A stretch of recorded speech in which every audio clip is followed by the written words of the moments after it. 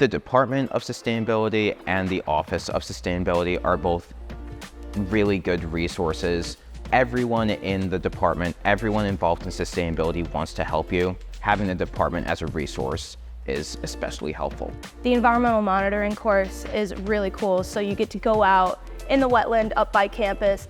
That was probably one of my favorite courses. It was very involved and very hands-on. I was also able to take a disaster geographies course where we took a trip to New Orleans and we actually helped a nonprofit do some coastal restoration work and get a lot more hands-on experience working with actual environmental restoration projects. We have an environmental sustainability club, a geography club. So we have a pretty robust relationship with the Office of Sustainability here on campus. We just had, I believe it was at least 3, if not 4 or 5 students work with them this past semester as interns.